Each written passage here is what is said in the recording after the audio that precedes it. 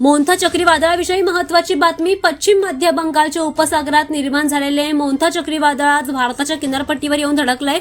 भारतीय हवामान विभागाने दिलेल्या माहितीनुसार प्रतितास 100 किमी इतक्या प्रचंड वेगाने वादळ जमिनीवर येण्याची प्रक्रिया आता सुरू झाली आहे. यामुळे वादळ प्रभावित भागांमध्ये मुसळधार पाऊस आणि वाऱ्याने दाणादाण उडाली आहे. चक्रीवादळामुळे आज महाराष्ट्रातील काही भागात अतिमुसळधार पाऊस होण्याचा अंदाज वर्तवण्यात आलाय.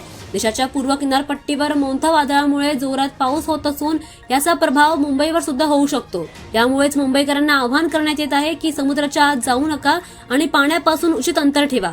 मुंबई मराठीच्या टीमने स्वतः मरीन ड्राईव्हच्या किनाऱ्यावर जाऊन याबाबत अधिक माहिती दिली आहे. या व्हिडिओमधून त्यांनी काय म्हटलंय जाणून घेऊयात.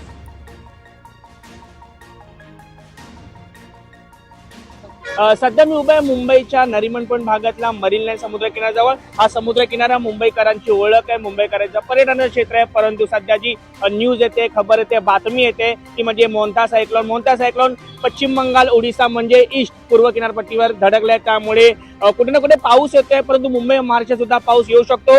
इकडे गेल्या हप्त्याभरात थोडा रिमझिम पाऊस आला होता. पुढचे 2-3 दिवस पाऊस येऊ शकतो. परंतु आम्ही मुंबई मराठीच्या माध्यमातून, मेट्रो मुंबईच्या माध्यमातून मुंबईकरांना आवाहन करतो की गरज नसताना बाहेर येऊ नका, पाण्याच्या जवळ जाऊ नका. कारण की खूप सारे पर्यटक आहेत जे पाण्यामध्ये जातात, त्यांना सुद्धा आम्ही हेच आवाहन करू.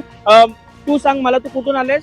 आम्ही उल्हासनगरहून आलो. अच्छा, आता दिवाळीची सुट्टी आहे म्हणून आले की काय काम होतं? नाही, दिवाळीची सुट्टी म्हणून मित्रासोबत फिरायला आलो. अच्छा, तुम्ही किती जण फिरायला आले तिकडे? आम्ही 3 जण आलो. आणि तुला माहिती आहे का इकडे पाऊस वगैरे पडते मुंबईमध्ये? हो, माहित होतं, बघितलं न्यूजवर लय वेळा पाऊस पडतोय. अच्छा, अशा वेळेस आम्ही सुद्धा तुम्हाला तेच सांगतो की पावसाजवळ तू बाईक बघितला का कोणाला जे पावसामुळे पाण्याच्या जवळ चालले?